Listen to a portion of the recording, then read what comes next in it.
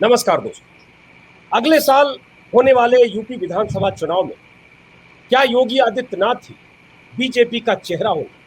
ये वो सवाल है जो सवाल बीते एक महीने से लगातार पूछे जा रहे हैं मीडिया में, सोशल मीडिया में, नेताओं के बीच। और इन्हीं सवालों का जवाब तलाशने के लिए और इन ये ऐसे जो सवाल पैदा हुए, उन सवालों की से चिंतित होकर बीजेपी नेतृत्व ने कई तरह की मैराथन बैठकें की। योगी आदित्यनाथ भी दिल्ली आए, पीएम मोदी, शाह, अमित शाह और जेपी नड्डा से मिले।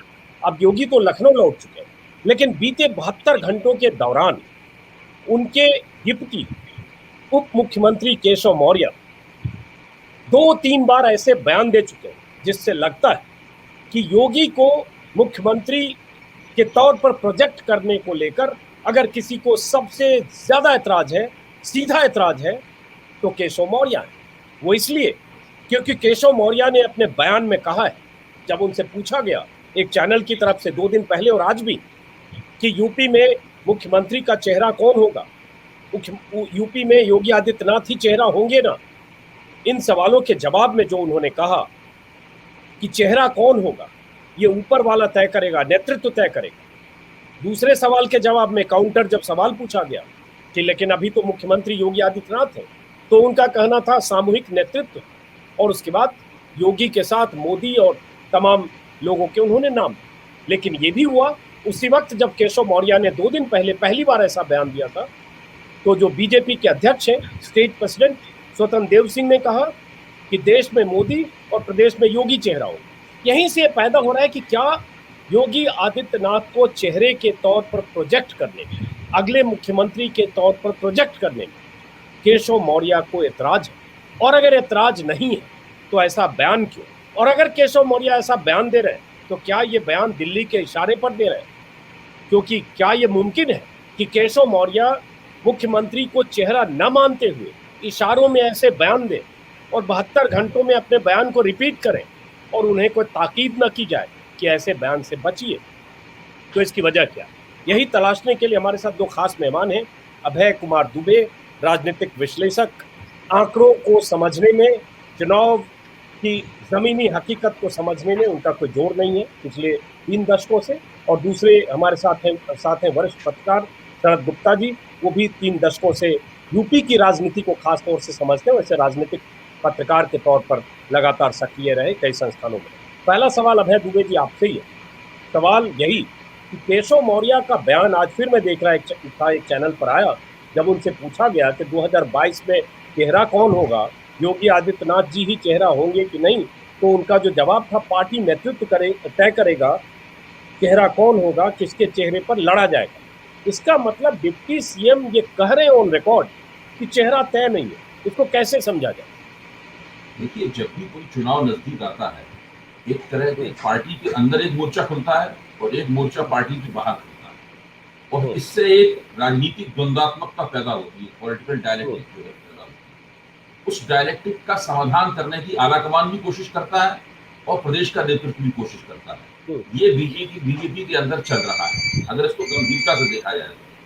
और इसका नतीजा क्या निकला है? इसका नतीजा केवल इतना निकल पाया है कि योगी को चुनाव से पहले हटाया नहीं जाएगा, ये तय हो गया है। लेकिन इसका मतलब ये नहीं है कि वो उनके चेहरे पर चुनाव लड़ा जाएगा। वो मुख्यमंत्री के पद पे बने रहेंगे, स्टार प्रचारक रहेंगे। पिछले चुनाव में भी स्टार प्रचारक थे, 2017 में भी वो घूम घूम कर मीटिंगें करेंगे, वो सब करेंगे। इस बात का भाजपा के मंच से आधिकारिक रूप से खंडन नहीं किया जाएगा। मोदी जी ये नहीं कहेंगे, जैसे असम में हुआ था। असम में सर्बानंद सोनोवाल मुख्यमंत्री बने रहे, लेकिन बड़ी कुशलता के साथ में उनके मुख्यमंत्री बने रहने के बावजूद भी जो हेमंत बिश्व शर्मा है उनको आगे बढ़ाया गया और वो मुख्यमंत्री पद के दावेदार चुनाव प्रचार के दौरान ही बड़े जबरदस्त रूप से उभर आए और बाद में वो हट गए और वो उनकी जगह आ गए। मुझे लगता है कि उत्तर प्रदेश में ऐसा कुछ हो सकता है। बस अगर ऐसा कुछ नहीं होगा तो चुनाव के शुरू में ही, जैसे चुनाव प्रचार शुरू होगा, शुरू में ही अमित शाह या मोदी सार्वजनिक मंच पर या प्रेस कॉन्फ्रेंस करके ये घोषित कर देंगे कि भाई योगी जी ने बहुत अच्छा काम किया है और यही इस प्रदेश के अगले मुख्यमंत्री होंगे। अगर वो ऐसी स्पष्ट घोषणा नहीं करते हैं तो बिल्कुल असम जैसी स्थिति उत्तर प्रदेश में होगी तो मैं ये कहूंगा फिलहाल उत्तर प्रदेश की राजनीति धुंधलके में लिपटी हुई है। उस धुंधलके में केवल इतनी बात साफ है कि योगी को पूरी तरीके से हटाया नहीं जाएगा। हम और आप दोनों ही जानते हैं, और शरद जी इस बात को जानते होंगे, कि जब BL संतोष और राधा मोहन सिंह वहां गए और उन्होंने विधायकों से बातचीत की, तो 64% विधायकों ने कहा कि भाई योगी को हटा दीजिए वरना चुनाव हार जाएंगे और नुकसान होगा। लेकिन 36% विधायकों ने कहा कि इनको हटाया तो पराजय सुनिश्चित है, पराजय की गारंटी, यानी वो साफ धमकी दे रहे थे कि हम पूरी तरीके से पार्टी की जितनी भी संभावना है उनको डैमेज कर देंगे। तो आला कमान ने जब विश्लेषण किया कि योगी के रहने से क्या नुकसान और फायदा है और योगी के हटाए जाने से क्या नुकसान और फायदा है, तब वो उस निष्कर्ष पर पहुंचा कि इस 64 के ऊपर 36 को भारी मानना चाहिए। और लेकिन इससे तय हुआ कि योगी जी बने रहेंगे, लेकिन इससे कहीं ये तय नहीं हुआ कि योगी जी ही अगले मुख्यमंत्री बनेंगे। और ये केशव प्रसाद मौर्य के वक्तव्य में निकल कर आ गया है, बिना आला कमान की शह के ये वक्तव्य नहीं दिया जा सकता था। मैं तो ये भी मानता हूं, यही बहुत अहम है अजीत भाई मैं तो ये भी मानता हूं कि कोविड के दौरान कई केंद्रीय मंत्रियों ने, जिसमें बरेली वाले मंत्री हैं, और कई सांसदों ने संतोष गंगवार साहब, ये चिट्ठियां वगैरह जो लिखी, इन चिट्ठियों के पीछे भी केंद्र रहा होगा जरूर, वरना जिस तरह की तारीफें नरेंद्र मोदी योगी की विभिन्न मंचों पर किया करते थे, और जिस तरह भारतीय जनता पार्टी योगी को सारे देश के चुनावों में अपने प्रमुख प्रचारक के रूप में पेश किया करती थी, आगे किसी मुख्यमंत्री के साथ ऐसा नहीं किया गया है। तो ये इस तरह की जो आलोचनाएं जो बीजेपी के अंदर से उठी, इन आलोचनाओं को उठवाने, जो सही आलोचनाएं थी, इन आलोचनाओं को उठवाने के पीछे भी केंद्र का हाथ रहा होगा। अब जरा एक बार शरद जी को शामिल करते हैं, क्योंकि आपने एक बहुत अहम बात कह दी अभय जी, और सही असम में ऐसा हुआ कि उप मुख्यमंत्री और मुख्यमंत्री की दावेदारी एक तरह से तय हो गई कि मुख्यमंत्री आगे कौन होगा, और मुख्यमंत्री बदले भी गए। लेकिन बाकी कई बार चुनाव में देखते हैं कि प्रधानमंत्री की तरफ से ऐलान कर दिया जाता है कि यही मुख्यमंत्री होंगे, इनके नेतृत्व में चुनाव लड़ा जाएगा। क्या वो संकेत जिसकी तरफ इशारा अभय दुबे कर रहे हैं, शरद जी आप भी कोई ऐसा संकेत देखते हैं? क्योंकि मैं इसको इस तरह से देख रहा हूं कि केशव मौर्य और योगी के बीच खटपट है 4 साल से, इसकी 50 कहानियां हैं। कई किस्से हैं कि PWD में, उनके महकमे में उनकी चलने नहीं दी जाती, उनके हिसाब से अफसरों की तैनाती नहीं होती, उनके फाइल योगी आदित्यनाथ मंगवा लेते हैं, उनके महकमे में जो एक मंत्री के तौर पर डिप्टी CM रहते हुए उनकी जो हैसियत होनी चाहिए सरकार में, वो हैसियत उनकी नहीं है। इससे वो नाराज है, और अपने उस OBC वोट बैंक का उनको लगता है कि हमने इतना कुछ किया 2017 में, और हमारे नेतृत्व, मतलब प्रदेश का नेतृत्व हमारा था, योगी आ गए, तो अब वो नाराजगी छलक कर आ रही है 8 महीने पहले। और क्या वो ऐसी स्थिति बन सकती है जिस स्थिति की तरफ इशारा अभय कुमार दुबे करे? शरद जी। नहीं, बिल्कुल बन सकती है। और दरअसल नरेंद्र मोदी बहुत स्ट्रांग नेता है, और किसी हद तक वो जिस तरीके का इंदिरा गांधी शासन चलाती थी उस तरीके का चलाते हैं, व्यक्तिवादी, और किसी भी क्षेत्रीय छत्रप को मजबूत नहीं होने देना। और कोई अगर मजबूत होता है तो उसको हिला हिला के देख लो कि भाई मजबूत हो तो नहीं रहा है। वसुंधरा राजे से आखिर उनका क्या झगड़ा था? एक सेकंड बोलता हूँ, इसका एक दिलचस्प कहावत है किसी के बारे में, एक बड़े संस्थान के मुखिया के बारे में, कोई आदमी मजबूत होने लगता है तो उनके बारे में किसी ने कहा कि पौधे को उखाड़ के बीच बीच में चेक करते हैं, ज्यादा जड़ तो नहीं पकड़ रहा है। एग्जैक्टली, मैं वही कह रहा था। तो भाई शिवराज सिंह चौहान से उनका क्या झगड़ा, उनका वसुंधरा राजे से क्या झगड़ा, उनका रमन सिंह से क्या झगड़ा? किसी से उनका कोई झगड़ा नहीं था। लेकिन फिर भी वसुंधरा राजे के साथ उनकी कोल्ड वॉर 4 साल तक चली। यही चीज योगी के साथ है। योगी को समझने में उन्हें या तो देर हो गई कि जब 4.5 साल उनके पूरे हो रहे हैं, तब मोदी जी को समझ में आ रहा है कि इनकी तो जड़ें ज्यादा जम गई हैं। अब उन जड़ों को हिलाने में लग रहा है कि पूरा बगीचा ही हिल रहा है। तो अब ऐसे में किया क्या जाए? अब दूसरी तरफ आप केशव प्रसाद मौर्य को देखिए, तो वो आदमी जिसने 4 साल मेहनत की और पार्टी को सत्ता में लाने वाले केशव प्रसाद मौर्य थे। पूरा उस समय प्रदेश अध्यक्ष वही थे, दौड़ भाग करना, सारी चीज ज्यादा क्रेडिट नहीं दे रहे। ज्यादा क्रेडिट नहीं दे रहे, सत्ता में लाना तो मोदी के नाम पर एक तरह से था वोट। बिल्कुल वो ठीक कह रहे हैं आप, संगठन के मुखिया थे। बिल्कुल ठीक हाँ, है, लेकिन संगठन हाँ, अभी एक रोल तो होता है।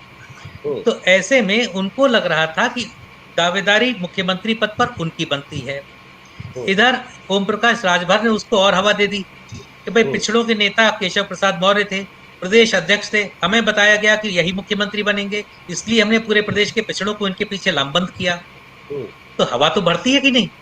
हम्म, अब इस समय हम्म, हवा में उड़ रहे हैं मौर्य जी कि हम्म, भाई देखिए, मेरे नाम पे सरकार बनी थी, पिछड़ों के नाम पे सरकार बनी थी, पिछड़ों ने इस सरकार को वोट देके हम्म, बीजेपी को सरकार बनाई। तो हम्म, ऐसे में और दूसरी तरफ पिछले कुछ दिनों से योगी और मोदी की जो झगड़ा चल रहा था, जो तनातनी चल रही थी, उससे भी मौर्य जी को थोड़ा साहस मिला। 4.5 वर्षों से जो चुपचाप बैठे थे, अब जाके उनको साहस, अब उनकी बोलती खुली है। तो हम्म, इसलिए उन्होंने भी, हालांकि जो उन्होंने बयान दिया है, अगर आप देखिए तो हम्म। भाजपा और संघ दोनों के पैरामीटर्स पे उस बयान में आप कुछ गलत नहीं साबित कर सकते। हाँ, एकदम स्मार्ट उन्होंने, स्मार्ट बयान, स्मार्ट नहीं बयान नहीं, है। हाँ, उन्होंने उन्होंने हाँ, लीगली हाँ, बिल्कुल कुछ भी गलत नहीं कहा। उन्होंने कहा कि भाई संघ में परंपरा है, बीजेपी में परंपरा है कि हाँ, यहाँ पे सारे निर्णय सामूहिक रूप से लिए जाते हैं, सबको हाँ, साथ मिलकर काम करना है। तो इसलिए हम्म, हम किसी एक का नाम कैसे दे सकते हैं, सब लोग को हम्म, मिलकर काम करना है। हम्म। तो बिल्कुल उन्होंने सही लेकिन कहा। इसको उस संदर्भ में देखना होगा, एक मिनट, उसको उस संदर्भ में भी देखिए दोनों के कॉन्ट्राडिक्शन को, कि जब पार्टी अध्यक्ष स्टेट प्रेसिडेंट स्वतंत्र देव सिंह उसी दिन पहले उन्होंने कहा कि देश, जब उनसे पूछा गया चेहरा कौन होगा, तो उन्होंने कहा देश में चेहरा मोदी है, यूपी में चेहरा योगी है, और योगी की शान में कसीदे पढ़ के उनकी तारीफें की। और यही सवाल पूछा गया कि प्रदेश अध्यक्ष ने ऐसा कहा है कि योगी चेहरा होंगे, उसके जवाब में उन्होंने कहा चेहरा कौन होगा, नहीं होगा, बदलाव होगा, नहीं होगा, ये नेतृत्व तय करे। तो एक तरह से काउंटर किया, ये भी अहम है कि स्टेट प्रेसिडेंट की बात को काउंटर किया। शरद जी, उसके बाद अभय जी के देखिए, पास। हाँ, सामाजिक नेतृत्व का जो एक एक फॉर्मूला जो 1990 के दशक में बीजेपी में गोविंदाचार्य ने दिया था, जिसमें हिंदुत्व के साथ साथ पिछड़ों को लामबंद करना बीजेपी के साथ, तो उसी के चलते जब अमित शाह उत्तर प्रदेश के प्रभारी बने, तो उन्होंने भी यही फार्मूला अपनाया। हिंदुत्व के साथ साथ उन्होंने केशव प्रसाद मौर्य को एक पिछड़े चेहरे के तौर पर उभारा, और केशव प्रसाद मौर्य को पूरी तरह से अमित शाह का सपोर्ट था और आज भी है। वो माना यही जाता है कि वो सीधी तौर पे अमित शाह को रिपोर्ट करते हैं आज भी। तो अगर वो कुछ कह रहे हैं, अगर उनके कोई बयान में कोई चीज निकल रही है, तो आपको मान के चलना चाहिए कि वो अपने तौर पे नहीं कह रहे हैं। जो कुछ वो कह रहे हैं तो अमित शाह के फ्रंट के तौर पे कह रहे हैं। तो अब ये बहुत अहम है अभय जी, जो आपने भी कहा, और वही मैं भी कह रहा हूँ कि भाई केशव मौर्य ऐसा बयान ऑन रिकॉर्ड अगर दे रहे हैं, ये जानते हुए कि मुख्यमंत्री के लिए कह रहे चेहरा कौन होगा और 8 महीने बाद चुनाव होना है, तो इसका मतलब ये मान लें कि जो दिल्ली में मैराथन बैठक हुई, 1.5 घंटे प्रधानमंत्री के साथ, 1.5 घंटे अमित शाह के साथ, 1 घंटे जेपी नड्डा के साथ, इन बैठकों से कुछ खास निकला नहीं। और संकेत मोदी के लिए, मोदी की तरफ से जो भी दिशा निर्देश दिया गया होगा योगी को, जैसा उन्होंने ट्विटर पर लिखा कि प्रधानमंत्री जी ने दिशा निर्देश दिया और लेकर जा रहा हूं, लेकिन कुछ संकेत इशारों में केशव मौर्य को भी है, तभी वो ऐसे बयान दे रहे उस मीटिंग के बाद और रिपीट कर रहे हैं। और अगर है तो इसके निहितार्थ और किस तरह से देखते आने वाले वक्त में राजनीति में। जो दिल्ली में अजीत, जो दिल्ली में बैठकें हुई थी, वो असल में असली बैठकें नहीं थी। असली बैठकें तो वो थी जो केंद्र के दोनों कारकुनों ने लखनऊ में की, जब उन्होंने पूरी तरह से अंदाजा लगाया। अभी बी एस संतोष जब गए तो वो संघ के कार्यालय में ठहरे थे। छोटी छोटी बातों का महत्व होता है, हम जानते हैं। तो वो वहां से जो पूरी रिपोर्ट लेके आए, उन रिपोर्ट्स के आधार में आला कमान ने एक बार तय कर लिया कि भाई योगी को हटाना नहीं है। अब फिर योगी को बुला के पूछा गया, बहुत सी बातें पूछी गई होगी कि भाई कितने कितने वायदे रह गए हैं, क्या क्या करना है, क्या रणनीति वगैरह होना चाहिए। और उसमें गृह मंत्री से, और जो उत्तर प्रदेश का चुनाव लड़ा जाएगा वो अमित शाह की अगुवाई में लड़ा जाएगा और मोदी के चेहरे पे लड़ा जाएगा, है वो, और योगी मुख्यमंत्री रहेंगे। लेकिन अब एक जो अभी शरद जी ने बहुत बढ़िया बात कही ना, और जो बहुत महत्वपूर्ण बात है उस पर हम लोगों को गौर करना चाहिए कि क्या मोदी को योगी को पहचानने में थोड़ी देर हो गई। और मैंने गलत कहा हो शरद जी मेरी बात को संशोधन कर दें। उन्होंने ये कहा कि मुझे भी लगता है कि उन्हें लगता है देर हो गई, क्योंकि योगी ने काफी होशियारी से 4.5 साल तक आला कमान की सब बातों को माना। जो सीएमओ है, जो चीफ मिनिस्टर का दफ्तर है, उसका काम ये होता था कि पीएमओ प्रधानमंत्री के दफ्तर से मिली सारे आदेशों का पालन करना। कितने एमएलसी बनने हैं उनकी लिस्ट आ गई, उनको बना दिया गया। जो करना है वो वहां से आता था और वो उसको बना दिया, उसको कर दिया जाता। आज सीएमओ और पीएमओ के बीच में ये जो तारतम्य था, ये तारतम्य टूट चुका है। और योगी का कहना है कि भाई 4.5 साल तक आपने जो कहा वो हमने माना। आप एक भी बार नहीं कह सकते कि हमने आपके किसी आदेश का उल्लंघन किया हो। अब आप हमारे ऊपर एक व्यक्ति को लादना चाहते हैं, और गृह विभाग और दूसरे महत्वपूर्ण जितने भी विभाग होते हैं जहां वास्तव में सत्ता की जड़ होती है, वो विभाग भी आप उस व्यक्ति को दे देना चाहते हैं। ये अरविंद शर्मा की बात कर रहे हैं। तो वो व्यवहारिक रूप से वही डिफेक्टिव मुख्यमंत्री हो जाएगा, और ये मैं नहीं होने दूंगा। उन्होंने अरविंद शर्मा से मिलने से भी इनकार कर दिया, और पूरी तरीके से एक तरह से उन्होंने कह दिया कि आप अनकही बगावत है, ये हमारी तरफ से अनकही बगावत है। हमने 4.5 साल तक आपकी बात मानी, अब आप हमारी जो बेइज्जती करने में तुले हुए हैं, ये मैं बर्दाश्त नहीं करूंगा।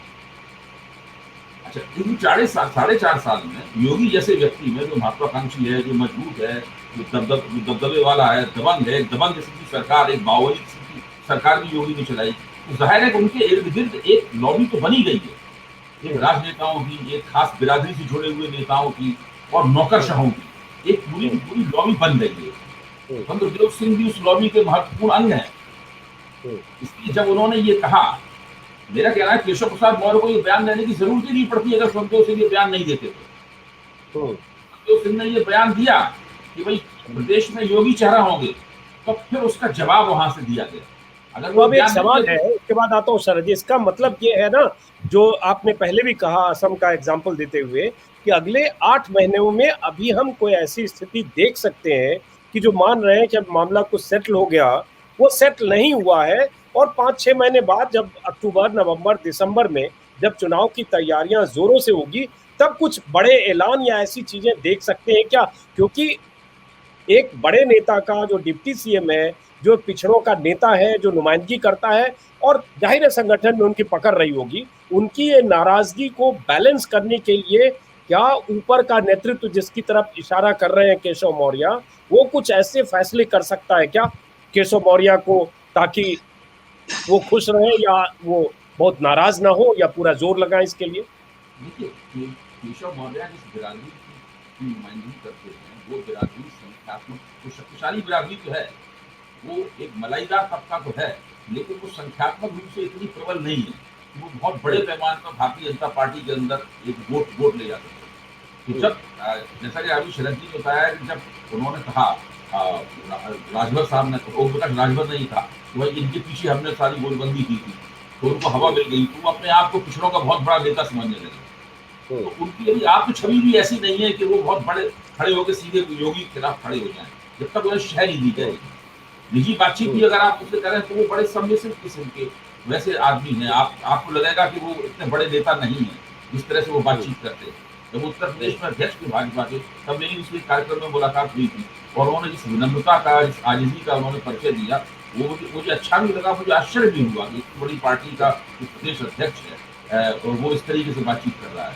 तो मेरा कुल मिला के कहना यह है कि जो पार्टी के भीतर मोर्चा खुला है और जो पार्टी के बाहर मोर्चा खुला है, जिसमें निषाद है, जिसके अंदर राजभर है और दूसरे लोग हैं, ये मोर्चे अभी समाप्त नहीं हुए। इन मोर्चों की जो राजनीति है वो भारतीय जनता पार्टी की चुनावी तैयारियों को प्रभावित करती रहेगी। पार्टी के अंदर का मोर्चा तब समाप्त होगा जब मोदी या नड्डा या अमित शाह की तरफ से स्पष्ट रूप से कह दिया जाएगा कि योगी ही अगले मुख्यमंत्री होंगे, तब वो अंदर का मोर्चा समाप्त हो जाएगा।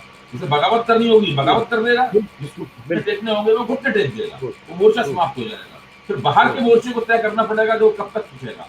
अभी दोनों मोर्चे बने हुए हैं, इसीलिए मैं कहता हूँ परिस्थिति उबलते में लिपटी हुई है, परिस्थिति स्पष्ट है और धुंधलके में लिपटी हुई है। केवल एक ही बात स्पष्ट होकर आ पाई है कि योगी को अभी नहीं हटाया जाएगा, तो आला कमान मानता है हटाने से नुकसान ज्यादा होगा, और न हटाने से हम उस नुकसान को रोक सकते हैं। तो शरद जी, जो उन्होंने कहा, चूंकि हम आज का विषय यही था और उसी को थोड़ा टटोलना चाहते हैं कि ये 72 घंटे में अपने बयान को रिपीट करना, और सही कहा अभय जी ने कि वो मापतौल पार्टी भी कर रही होगी और आने वाले वक्त में भी मापतौल करेगी, लेकिन बिना ऊपर के इशारे या दम के नहीं हो सकता। वही हमारे स्लग में भी चल रहा है कि शाह और मोदी के दम के बगैर या शाह के बगैर केशव मौर्य ऐसा कुछ नहीं कर सकते। तो क्या अगले 4-5 महीनों में आप क्या देखते हैं कि क्या कुछ ऐसा फेरबदल या ऐसी चीज हो सकती है जिससे केशव मौर्य को पार्टी प्लीज करने की कोशिश करे, या मान ले कि चलिए ये एक समानांतर अपने ढंग से नाराजगी जता रहे हैं लेकिन पार्टी के साथ हैं, कोई फर्क नहीं पड़ता? देखिए, पिछली बार भी जब अपनी बात हुई थी तो मैंने आपसे बताया था कि जहां तक मुझे लग रहा है कि मोदी जी ने ये जो भी पार्टी ने इधर डिलिब्रेशंस किए 2 दिन तक, उसमें ये तय किया कि योगी को चलने दिया जाएगा बतौर मुख्यमंत्री चुनाव तक, लेकिन उससे पहले कुछ और फेरबदल किए जाएंगे, संगठन में फेरबदल किए जाएंगे, और जहां तक मुझे लग रहा है कि केशव प्रसाद मौर्य को फिर से पार्टी अध्यक्ष, प्रदेश अध्यक्ष बनाया जा सकता है, एक पिछड़ा फेस लाने के लिए फिर से। तो अगर ऐसा होता है तो वो डिप्टी चीफ मिनिस्टर बने रहेंगे। वो 1 मैन 1 पोस्ट वाला सिद्धांत केशव प्रसाद मौर्य पर लागू नहीं होगा। तो एक तरीके से 2 पोस्ट लेके, मतलब अभी ऑलरेडी वो एक पायदान नीचे थे, अब उनको एक पायदान और दे दी तो अब वो लगभग योगी के बराबर आ जाएंगे। और साथ में मोदी और अमित शाह तो रहेंगे ही रहेंगे, बंसल रहेंगे ही रहेंगे, स्वतंत्र देव सिंह या बाकी जितने लोग हैं वो हैं ही हैं अपनी जगह। तो कुल मिलाकर एक ऐसी पेशबंदी की जा रही है योगी के चारों ओर कि वो जो 4.5 साल तक उन्होंने जितनी निरंकुशता से सरकार चलाई है, और इसमें योगी की भी कोई गलती नहीं है, वो तो सारी प्रेरणा ऊपर से लेते हैं। वो देखते हैं कि भाई पीएमओ जैसा कर रहा है वैसा मैं करता हूँ, जैसा प्राइम मिनिस्टर सरकार चलाते हैं वैसे मैं सरकार चला रहा हूँ। उन्होंने मेरे ख्याल से ये कहा भी होगा कि भाई जैसे आपने अफसरों की टीम बनाई हुई है ऐसे मैंने अफसरों की टीम बनाई। आप भी पार्टी से जितना संपर्क करते हैं, जितना सहयोग करते हैं, जितना परामर्श करते हैं, उतना मैं भी कर रहा हूँ। तो मैंने अगर कुछ कम किया हो तो आप बता दीजिए, मैं उतना और पूरा कर लूंगा। तो अब जब सारी चीजें हो गई तो समझ में आया कि भाई मैं ये भी सही कह रहे हैं कि जो मैं कर रहा हूँ वही ये कर रहे हैं, तो मैं इनको किस बात के लिए हटाऊं। तो वो तो हो गया, लेकिन कहीं ना कहीं वो पेशबंदी जारी है। और मुझे लगता है शरद जी, हाँ चलिए पहले आप कंप्लीट करें। हाँ। चुनाव के पहले ऐसी स्थितियां क्रिएट होंगी जिसमें मोदी, मतलब योगी को ऐसा, मतलब जैसे डिफाइन करना ना, जैसे कि उनकी पावरलेस कर देना कि वो रहेंगे अपनी गद्दी पर लेकिन उतने शक्तिशाली नहीं रहेंगे कि सब चीज में उन्हीं की मनमानी चले। तो ऐसा करने की एक पेशबंदी लग रही है। एक छोटा सा जवाब उसके बाद अभय जी से फिर क्लोज करूंगा। जैसे अभय जी ने कहा कि, और ये सही भी है, कि अगर मोदी की तरफ से ये कह दिया जाता कि अगले चुनाव में, जो 8-9 महीने बाद चुनाव है, उसमें योगी ही चेहरा होंगे। आमतौर पर मुख्यमंत्री चेहरा होता भी है, उसमें कोई चौंकाने वाली बात नहीं है। खट्टर के मामले में हुआ, यही देवेंद्र फडणवीस के मामले में भी हुआ, अगर यही शिवराज सिंह चौहान के मामले में हुआ जहाँ बीजेपी की सरकार है।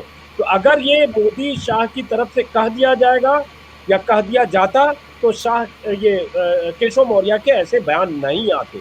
आप देखते हैं 2-4-5 महीनों बाद कि ऐसा कहा जा सकता है, या इसी तरह से जो केशव मौर्य कह रहे हैं कि चुनाव के बाद चेहरा तय होगा, उस तरह की कोई स्थिति बन सकती है? छोटा सा जवाब, फिर क्लोजिंग अभय। राजनीति में कुछ भी कांस्टेंट नहीं होता है, हर चीज डायनेमिक होती है। तो हर दिन राजनीति बदलती है और जो उसके प्रभाव होते हैं उनका आकलन किया जाता है, उसके अनुसार निर्णय किए जाते हैं। अगर कहीं भी लगेगा पार्टी को कि योगी आदित्यनाथ अब रिबेल करने की पोजीशन में है, अब पार्टी को डैमेज करने की पोजीशन में है, अब कहीं ऐसा हो सकता है कि उनकी वजह से नुकसान हो जाए, तो ऐसे में वो घोषित भी किए जा सकते हैं। लेकिन उसका एक जो बड़ा परिणाम होगा कि वो मुख्यमंत्री अगर दोबारा चुन लिए जाते हैं तो फिर स्वतः वो पार्टी में नंबर 2 की पोजीशन पे आ जाएंगे। उसमें किसी को कुछ कहने की जरूरत नहीं है। और जैसा हम लोग पहले भी बात करते रहे हैं कि फिर एक मार्गदर्शक मंडल की ओर प्रधानमंत्री नरेंद्र मोदी स्वतः बढ़ते हुए नजर आएंगे, क्योंकि 2024 के चुनाव में वो 74 साल के हो जाएंगे। तो 1 साल के बाद वो स्वयं मार्गदर्शक मंडल के हकदार हो जाएंगे। तो ऐसे में यदि कोई नंबर 2 की पोजीशन पे आ जाता है खुद, तो क्या करेंगे? कोई पार्टी में कोई कुछ भी नहीं कर सकता फिर तो इसलिए ये सारी पेशबंदी उसके लिए भी हो रही है। अभय जी, चूंकि आपने ही वो बात कही और वो अहम है कि अगर मोदी या शाह ने ये ऐलान कर दिया होता या सीधे साफ संदेश केशव मौर्य और ऐसे जो विक्षुब्ध लोग होंगे और जो असंतुष्ट लोग होंगे, जिसमें सांसद और मंत्री भी हैं, जिन सब ने BL संतोष से शिकायतें की, फीडबैक दी, उन सबको ये संदेश अगर चला जाता कि अगला चेहरा चुनाव में योगी होंगे, तो जाहिर है ये बयान नहीं आते। क्या आप देखते हैं 4-5 महीने बाद कि ऐसा कोई संदेश दिया जा सकता है या नहीं? एम्बिग्विटी रहेगी कि चुनाव के बाद कौन चेहरा होगा, और इस एम्बिग्विटी का एहसास केशव मौर्य को है, इसलिए वो ऐसे बयान दे रहे हैं, और ये एहसास तभी होगा जब ऊपर से कोई उनको ऐसा संकेत है। कैसे देखते हैं आप इसको? देखिए, आला कमान बहुत सावधानी के साथ ये देखेगा कि जो हिंदू राजनीतिक एकता 2014 में बनी थी, इसकी वजह से 2017 और 2019 में भारतीय जनता पार्टी को 45 से 51% के बीच में वोट मिला, वो हिंदू एकता कायम रह पाएगी या नहीं रह पाएगी, ये सबसे महत्वपूर्ण प्रश्न है। वो जातियों का संतुलन, इसमें गैर यादव और गैर जाटव और गैर मुसलमान को छोड़कर उत्तर प्रदेश के समाज के सभी लोग बड़े पैमाने पर उस हिंदू एकता में हिस्सेदारी कर रहे थे। वो हिंदू एकता आला कमान को हिलती हुई दिखती है, और योगी की ये जिम्मेदारी थी कि अपने मुख्यमंत्रित्व को इस तरीके से चलाते कि वो हिंदू एकता बनी रहती, वो संतुलन बना रहता। योगी ने वो संतुलन नहीं बना रहने दिया। तो इस तरह से उन्होंने काम किया, इससे जातिगत समीकरण भी बिगड़ गया। कुछ किसान आंदोलन ने भी उसमें भूमिका निभाई। किसान आंदोलन की वजह से पश्चिमी उत्तर प्रदेश भाजपा के लिए जितना आसान और सहज था, अब उतना नहीं रह गया है। भाजपा को वहाँ तमाम सारे संदेह पैदा हो गए हैं कि वहाँ किसान यानी जाट और गुर्जर वगैरह उसे वोट देंगे, कहीं मुसलमानों के साथ मिलकर वहाँ पर वो भाजपा विरोधी एकता तो नहीं बन पाएगी। ये अंदेशे भी आला कमान के दिमाग में है।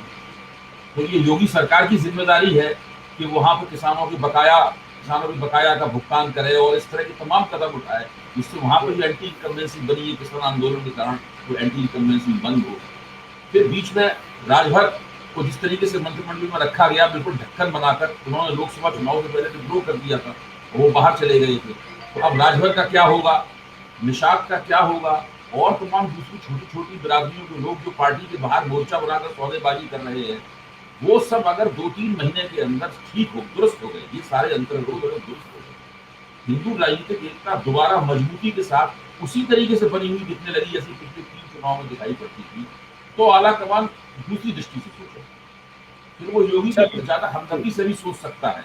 तो उसका एक बड़ा कारण है हमदर्दी का। योगी की हम लोग जितनी भी आलोचना करें, उन्होंने गवर्नेंस का जो बाहुबली मॉडल उत्तर प्रदेश में स्थापित किया है, जिसमें FIR लगाओ, धारा 124A लगाओ, जुर्माना लगाओ, फाइन लगाओ, गिरफ्तारी करो, ये करो, वो करो, किसी पत्रकार को भटकने मत दो पास में, ये सब जो उन्होंने किया है, अर्जी मुठभेड़ करो या तो सरेंडर करो या तो भरभट में जाओ, ये सारी बातें वाला डायलॉग है।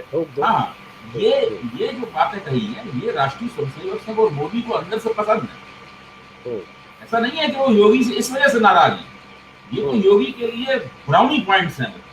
वो तो चाहते हैं कि हाँ, इस तरह का एक बाहुबली मुख्यमंत्री जो कि भगवा वस्त्रधारी है और जो कमजोर जातियों की गोरख पीठ का महंत भी है साथ में है, तो वो हमारे साथ खड़ा हुआ है। ऐसे भी सारे देश में उन्हें स्टार प्रचारक के तौर पर पेश किया जाता है, तो वो मॉडल इन्हें पसंद है।